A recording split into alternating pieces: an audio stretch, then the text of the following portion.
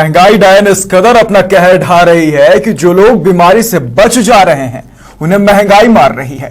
ऐसे में सवाल सरकार और प्रशासन पर उठ रहे हैं कि आखिर सरकार इस पर लगाम लगाने के लिए क्या कुछ कर रही है।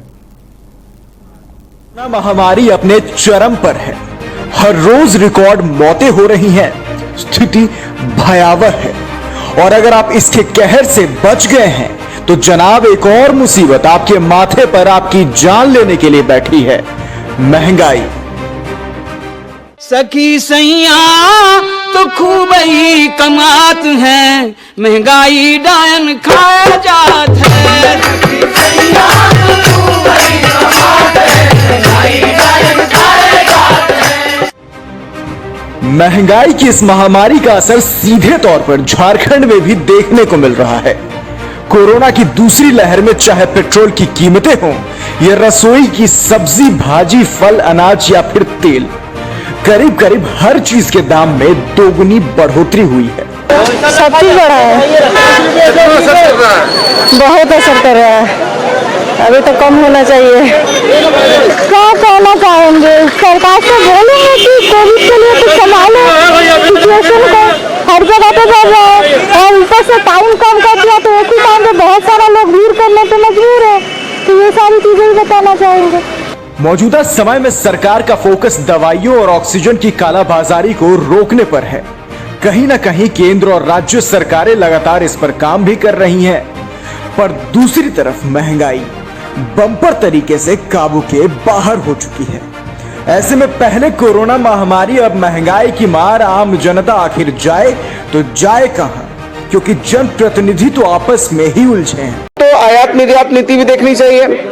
दूसरा है कि देखिए, जिस तरीके से हमारा जो है सकल घरेलू उद्योग धंधा चौपट हुआ है, वो भी एक बड़ा माध्यम है, बड़ा कारण है। इस बात से कोई भी इनकार नहीं करेगा कि विगत कुछ माह में सभी आवश्यक चीजों की कीमतों में इजाफा हुआ है।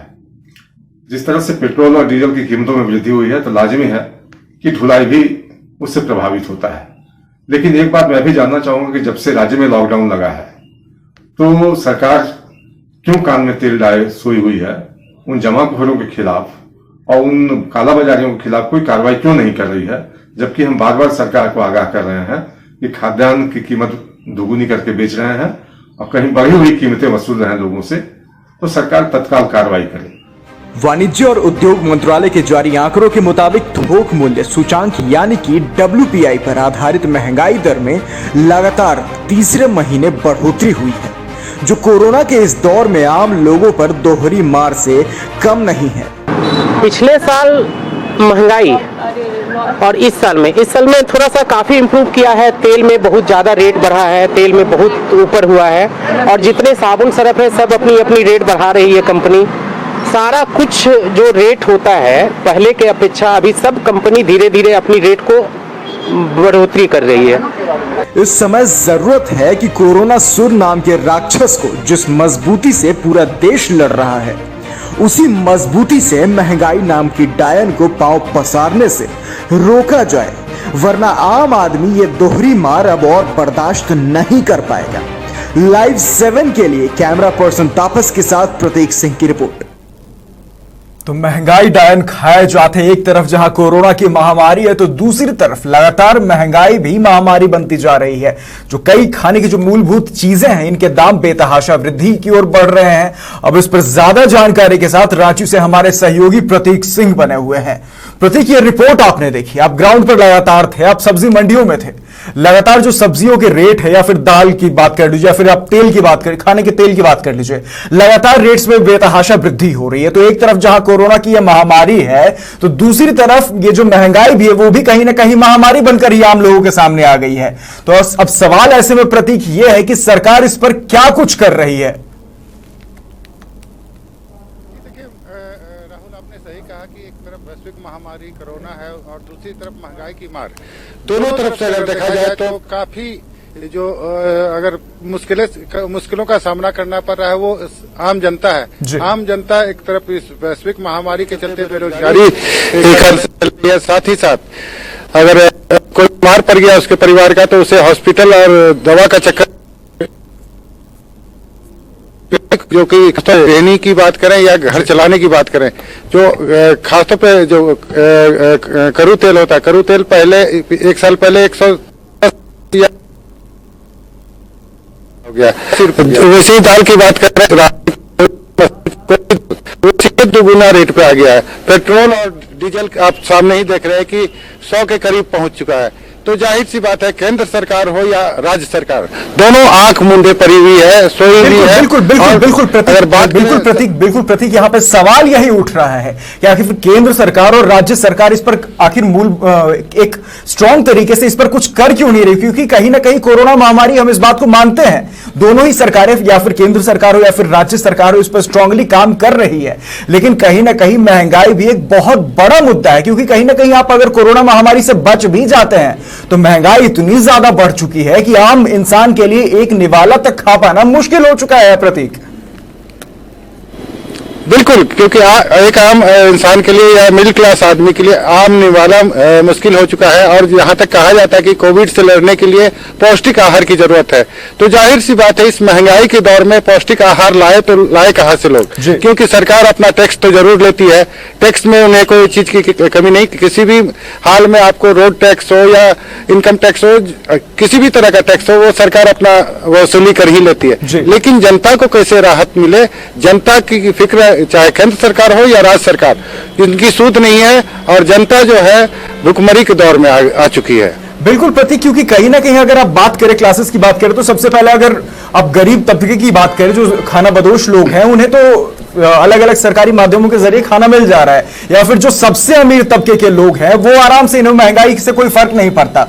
लेकिन जो मिडिल क्लास है वो कहीं ना कहीं ऐसी स्थिति में है कि वो ना खाना अफोर्ड कर पा रहा है, न वो सरकारी जो कार्यक्रम बन रहे, जो सरकारी नियम बन रहे हैं उसके अंदर में आ रहा है। तो कहीं ना कहीं इस महंगाई की मार से सबसे ज्यादा अगर कोई अफेक्टेड हो रहा है तो वो मिडिल क्लास है। प्रतीक, देखिए, मिडिल क्लास के साथ साथ आपको मैं लोअर मिडिल क्लास या गरीब, जी, बिल्कुल, गरीब जो रिक्शा चलाता है वो भी गरीब है।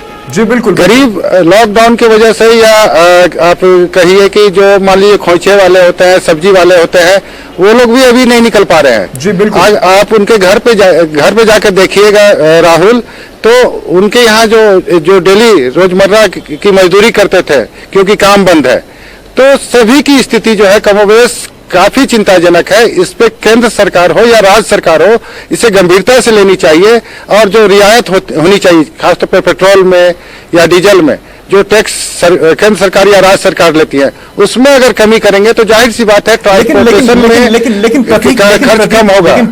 प्रतीक यहाँ पे लगातार जो कहा जा रहा है कि केंद्र सरकार और राज्य सरकार दोनों को काम करने की जरूरत है, तभी महंगाई कम हो पाएगी। लेकिन कहीं ना कहीं आप अगर बयानों की ओर देखें तो दोनों ही सरकार, या फिर केंद्र सरकार हो या फिर राज्य सरकार हो, दोनों एक दूसरे पर ब्लेम गेम खेल रही है। कहीं ना कहीं केंद्र सरकार कह रही है कि राज्यों को चाहिए कि टैक्सेस को कम करें, लोगों को रियायतें दे, तो दूसरी तरफ जो राज्य सरकार है वो सीधे तौर पर केंद्र सरकार की नीतियों पर इल्जाम, केंद्र सरकार की जो नीतियां हैं उन पर उंगली उठा रहे हैं। कहीं ना कहीं उनका मानना है कि जो बेतहाशा महंगाई बढ़ रही है उसके लिए सीधे तौर पर केंद्र सरकार जिम्मेदार है।